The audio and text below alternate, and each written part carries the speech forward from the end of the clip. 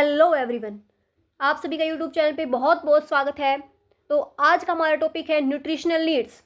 तो जल्दी से देख लेते हैं कि न्यूट्रिशनल नीड्स क्या होती हैं, इसके अंदर सिलेबस में क्या क्या चीज़ें हैं। तो लेट्स स्टार्ट। सबसे पहले हम वर्ड समझ लेते हैं कि न्यूट्रिशन वर्ड क्या होता है। न्यूट्रिशन वर्ड का मतलब होता है पोषण।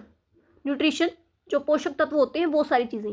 तो इसके अगर हमारा न्यूट्रिशन है वो अच्छा है, हम अच्छा मतलब खाना खाते हैं तो हमें अच्छी एनर्जी मिलेगी, हम पूरा दिन मतलब एनर्जी में रहेंगे, हमें ग्रोथ हमारी अच्छी होएगी, हमारी हाइट वगैरह अच्छी होएगी, हम हेल्दी दिखेंगे।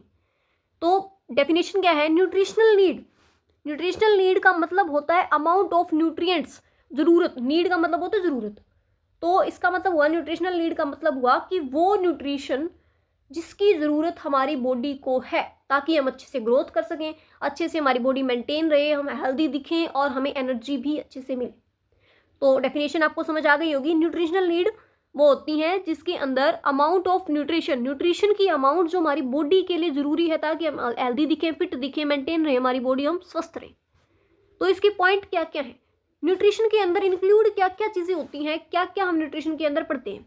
कार्बोहाइड्रेट, वसा है, प्रोटीन है, विटामिन है, मिनरल है, वाटर है, ये सारी की सारी चीज़ें आपने कम्युनिटी में भी पढ़ा होगा कि जो न्यूट्रिशन है वो एक साइंस होता है फूड का, जो हमारी बॉडी को ग्रोथ कराता है, प्रिपेयर करता है, मेंटेन करता है और हमें एनर्जी भी प्रोवाइड करता है। और यह रेजिडेंस होता है इन्फेक्शन के लिए, प्रॉपर न्यूट्रिशन हमें प्रोवाइड करता है, डिसीज़ हमें होने नहीं देता। बैलेंस डाइट है वो बहुत ही इंपॉर्टेंट होती है ताकि हमारी बॉडी है वो अच्छे से रहे। तो अगर हम अच्छा खाना खाएंगे तो हमारी हाइट वगैरह अच्छी होएगी, हमें एनर्जी मिलेगी, पूरा दिन हम सोएंगे नहीं, नींद में नहीं रहेंगे, हमें बीमारियां नहीं होंगी अगर हम अच्छा हेल्दी फूड खाएंगे। तो ये बहुत ज़रूरी होता है ताकि हम अच्छा भोजन खाएं ताकि हम हेल्दी रहें। तो ये है इसकी इंपॉर्टेंस हेल्दी फूड की। तो जो हमारा जो फंडामेंटल ऑफ नर्सिंग में न्यूट्रिशनल नीड का जो दूसरा पॉइंट है वो है diet in health and disease. इसका मतलब क्या हुआ, सबसे पहले अगर हम पॉइंट हमें क्लियर है ना तो हम उसका पूरा लिख सकते हैं क्योंकि खुद की कॉमन सेंस भी होती है। तो डाइट इन हेल्थ और डिसीज का मतलब होता है कि डाइट जो हमें हेल्दी है तब चाहिए, डाइट जो हमें डिसीज है तब चाहिए।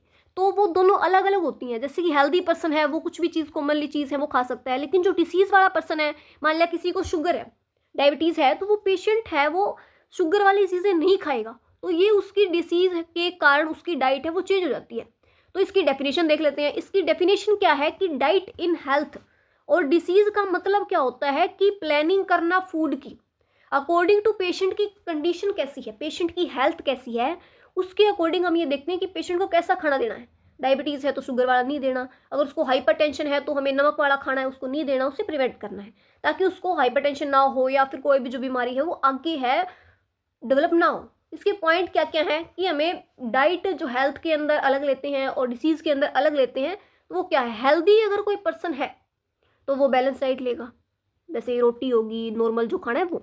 लेकिन जो पर्सन सिक है वो स्पेशल काइंड की डाइट है वो लेता है, जैसे कि डायबिटीज़ वाला आपको समझ आ गया, हाइपरटेंशन वाला समझ आ गया। और डाइट है वो हमारी हेल्प करती है, अगर हम अच्छा खाना खाएंगे तो हमारी रिकवरी फास्ट होएगी। कुछ पेशेंट है वो खाना नहीं खाते जिसके कारण वो और भी वीक होते रहते हैं, पहले ही वो बीमार है और फिर खाना भी नहीं खाते। तो कुछ डिसीज़ होती हैं जिसको रिक्वायर होती है कुछ रिस्ट्रिक्टेड फूड की, रिस्ट्रिक्टेड डाइट, जो प्रतिबंधित जो डाइट है वो, जैसे कि साल्ट और शुगर आपको समझ आ ही गया है हाइपरटेंशन में और डायबिटीज़ के अंदर। और एक जो प्रॉपर डाइट है वो इम्प्रूव कर देती है, अगर हम अच्छा खाना खाएंगे ना तो हमारी बॉडी हेल्दी रहेगी और हमें एनर्जी अच्छी मिलेगी, डेवलपमेंट होएगी, मेंटेनेंस होएगा, हमारी बॉडी मेंटेन रहेगी। और एक क्या आएगा, इम्यूनिटी और स्ट्रेंथ मिलेगी हमारी बॉडी में, मतलब रेजिडेंस होएगा। कोई भी चीज़ है हमारी, मान लिया किसी को फीवर जल्दी नहीं होता तो उसका बॉडी का वो इम्यूनिटी पावर है, ठीक है ना। तो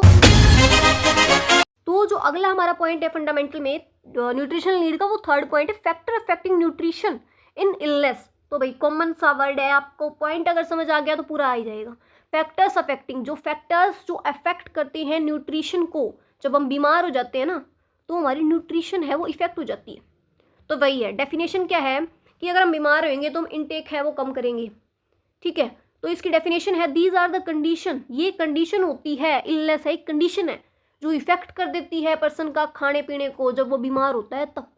ये क्या है, कंडीशन होती है जिसके अंदर पेशेंट जब बीमार होता है तो उसको खाना पानी है वो प्रभावित हो जाता है जब वो इल होता है तब।